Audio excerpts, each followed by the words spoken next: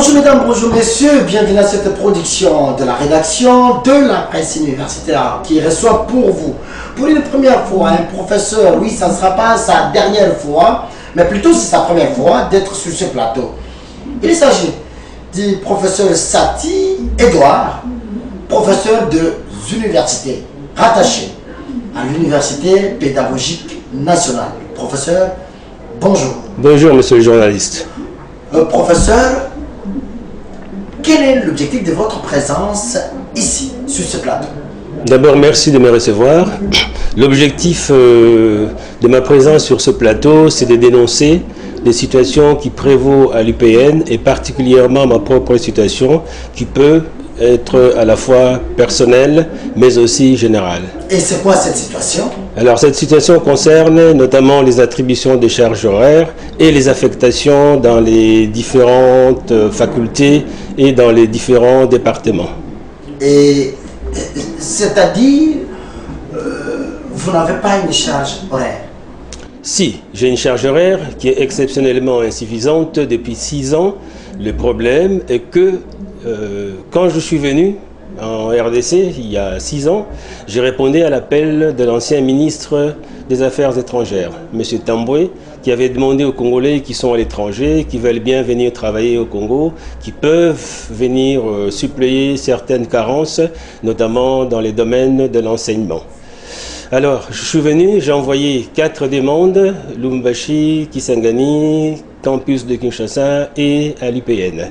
J'étais retenu à l'UPN pour enseigner le droit, notamment à la faculté de sciences sociales, administratives et politiques. Voilà, j'ai donc été affecté en relations internationales.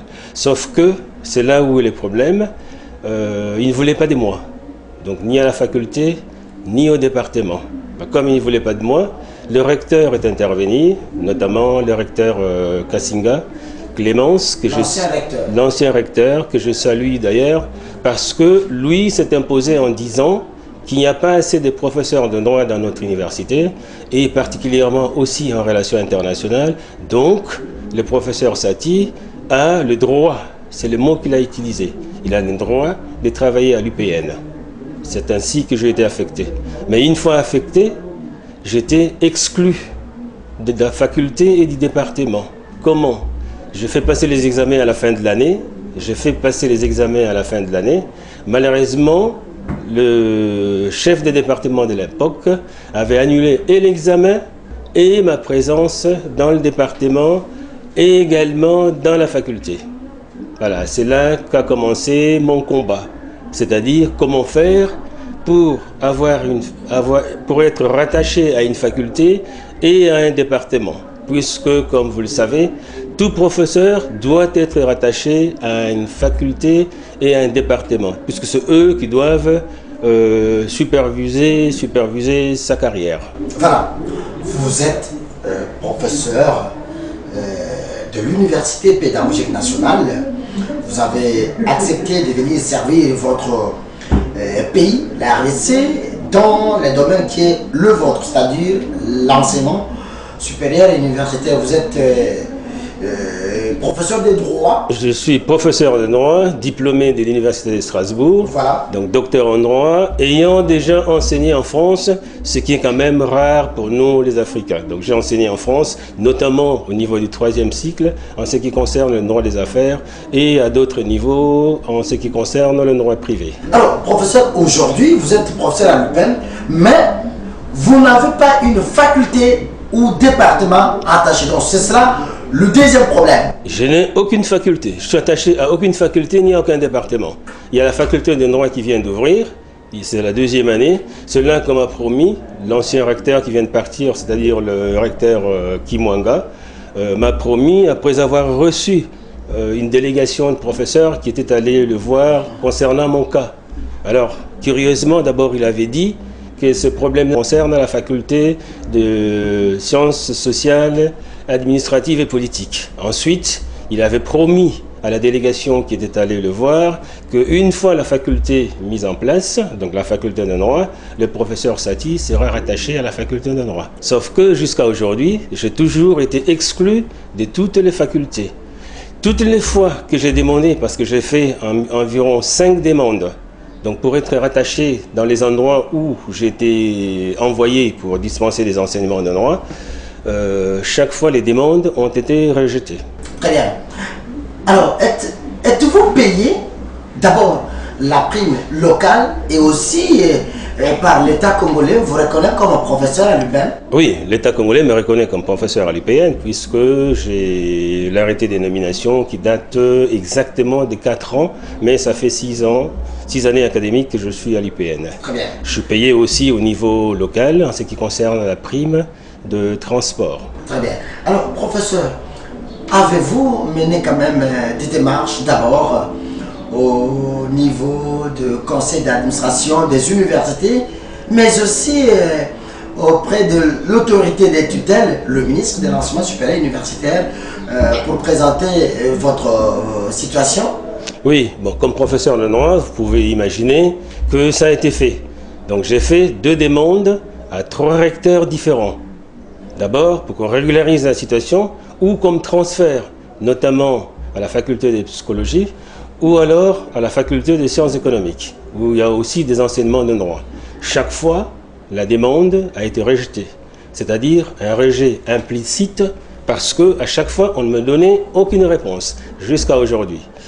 Épuisant les délais de recours possibles, je saisis le recteur, le dernier, donc le professeur Kimwanga, en lui donnant une mise en demeure de répondre, sinon je saisissais l'autorité de tutelle. Le recteur n'ayant pas répondu, après avoir entendu vainement les délais légaux, je saisis et le ministre et le conseil d'administration des universités. Et à chaque fois, je n'ai eu aucune réponse. Et à chaque fois, j'ai saisi à 2 reprises le ministre et à 2 reprises le conseil d'administration des universités. Comme la solution n'était toujours pas décantée, ayant épuisé tous les recours, on m'a conseillé, puisque vous êtes professeur de droit, vous n'avez qu'à saisir la cour administrative d'appel pour demander à la cour de sanctionner, de censurer, non pas une décision expresse, mais une décision implicite de rejet, ce que les juristes normalement connaissent, c'est-à-dire que monsieur tout le monde peut aussi comprendre quand vous ne répondez pas, quand une administration ne répond pas à un courrier qu'on lui adresse, à une demande qu'on lui adresse, après un certain temps, la décision est considérée comme une décision de rejet. Donc on peut saisir les autorités ou la justice. Très bien. Alors, vous avez plusieurs fois demandé ou écrit aux autorités académiques que vous avez vu le conseil d'administration et le ministre, la réponse n'était toujours pas venue. Oui. J'ai jamais eu de réponse jusqu'à aujourd'hui. Pendant 5 ans. Donc j'ai fait des démarches pendant 5 ans. La difficulté à l'UPN, c'est que moi, je suis en concurrence, c'est-à-dire moi, professeur de droit, je suis en concurrence avec des professeurs qui ont fait l'histoire, qui ont fait l'histoire des religions, qui ont fait l'économie, qui ont fait la sociologie, qui ont fait le français, qui ont fait la religion. C'est-à-dire, toutes ces personnes-là peuvent aussi, à l'UPN, prétendre être professeurs de droit. Je confirme, ça montre un manque de bonne gouvernance. Pourquoi? Parce que quand vous affectez un professeur d'histoire à faire le droit, c'est la mauvaise gouvernance. Parce que notamment les enfants ne seront pas bien enseignés. Ça montre l'insuffisance de l'autorité. Pourquoi? Parce que si vous avez engagé quelqu'un, pourquoi ne pas l'utiliser? Pourtant, les cours de droit, c'est presque dans tous les départements, c'est dans toutes les facultés. En principe, c'est ça, oui. Dans toutes les facultés. Cela. Pourquoi? Vous vous battez contre les injustices. Je me bats contre les injustices. Pourquoi? Imaginez un prof de droit qui doit enseigner le premier cours qu'on donne aux étudiants en droit, c'est-à-dire introduction au droit. Les gens s'imaginent que c'est un cours facile, mais malheureusement ce n'est pas un cours facile, parce qu'il y a plusieurs transversalités. Il y a des transversalités en droit de la famille, il y a des transversalités en droit civil des biens, il y a des transversalités partout.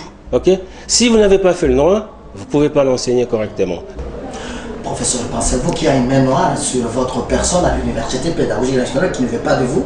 Il y a toujours une main noire, c'est-à-dire à partir du moment où on ne veut pas de vous, ok? Vous avez un recteur qui vous impose et il vous remet entre les mains de gens qui ne veulent pas de vous. ok? Et ces gens-là sont en place partout. Voilà, c'est pour ça que j'ai lancé ces cris d'alarme auprès du Premier ministre. Pourquoi? Parce que le Premier ministre, lui, étant professeur, je pense qu'il peut instruire. Même au chef de l'État. Je pense à l'état de droit. Je pense que le Premier ministre peut instruire son ministre de l'enseignement supérieur, de maître de l'ordre, de la discipline et du travail à l'UPN. Pourquoi je parle également du travail? Parce que vous pouvez constater que dans différentes universités, chez moi à l'UPN, vous avez chaque année, depuis 5 ans, quasiment 4 mois à 5 mois maximum qui sont consacrés aux études.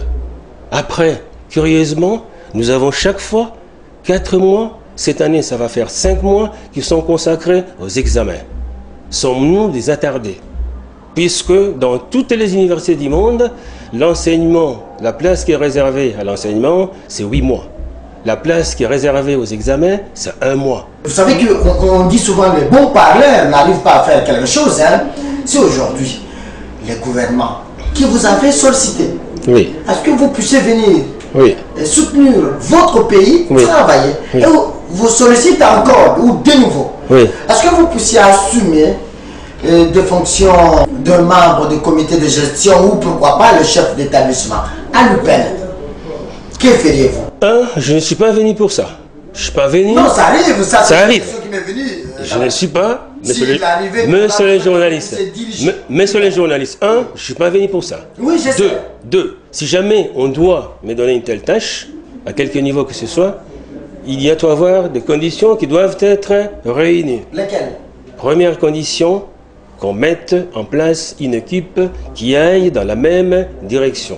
Deuxièmement, l'équipe doit avoir l'aval de toutes les autorités pour mener à bien cette tâche que j'appelle d'assainissement entre guillemets. Troisièmement, il faut qu'on mette en place, qu'on applique la nouvelle loi sur l'enseignement supérieur, loi qui a été votée, et qui a été le statut particulier qui a été mis en place au mois de janvier 2019. C'est-à-dire, ce statut est en place depuis 1 an.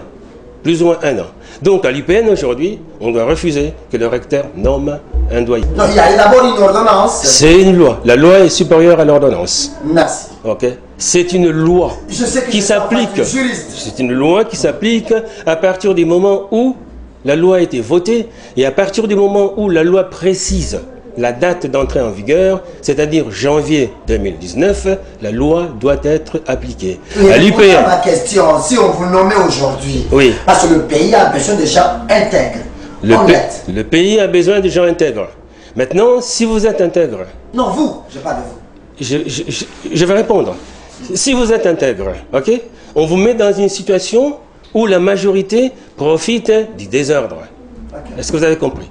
On vous met dans une situation où la majorité profite du désordre. C'est le cas actuellement de l'IPN où il y a une grande majorité de personnes qui profitent du désordre. Dans ces cas-là, si vous n'avez pas le soutien du conseil d'administration, si vous n'avez pas le soutien de votre ministre, et au besoin, si vous n'avez même pas le soutien du ministre de l'Intérieur qui doit sécuriser votre sécurité, ça ne sert à rien. Je vous donne un exemple. Rapidement. Vous voyez, nous avons une petite salle de professeurs. Ok? Dans cette petite salle, on ne peut pas y aller. Personne ne peut y aller. Aujourd'hui. Pourquoi? Parce qu'il semble qu'on y a mis des fétiches pour tuer quelqu'un. Ok? À l'UPN. La petite salle des profs, depuis 2 mois, n'est plus fréquentée. Vous imaginez à quel niveau de bassesse nous sommes tombés.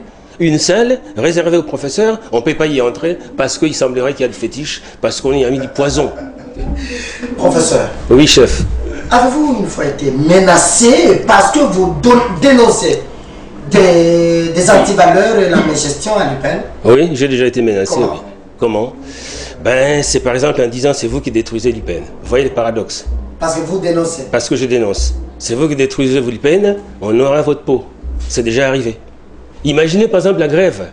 J'étais parmi les gens qui faisaient la grève, les fervents partisans de la grève. Pourquoi? Parce qu'il arrive des moments où si vous ne revendiquez pas, vous n'aurez rien. À cause de la dévaluation, notre prime, notre salaire avait effectivement baissé. Donc nous avons fait grève, nous avons obtenu dans les 900 000. Si nous n'avions pas obtenu les 900 000, ceux qui nous combattaient, même ceux qui nous menaçaient, on va vous envoyer la NER, on va envoyer les bureaux d'eux, etc., etc. Aujourd'hui, ils n'auraient pas ce qu'ils ont maintenant. Alors, professeur, regardez votre caméra, ça c'est la première chose. Oui, chef. Assumez-vous tout ce que vous venez de dire. Non, j'assume sur la foi des documents que j'ai avec moi. Ce que je viens de vous dire, ok? J'assume. Et comme quelqu'un qui met la main sur la Bible, parce que ce que je viens de vous dire, on peut vérifier. Très bien. Alors, quel message qu'avez-vous, non seulement aux autorités du pays, parce que ça c'est la place publique, mais aussi aux responsables de l'Université pédagogique nationale à tous les niveaux? À tous les niveaux. Mon dernier mot, je dirais ceci. En 1982, j'étais jeune étudiant à Paris. Je suis revenu en France pour les vacances. J'étais arrêté par un commando composé de 4 personnes. J'étais conduit au CN2 de l'époque. Ok?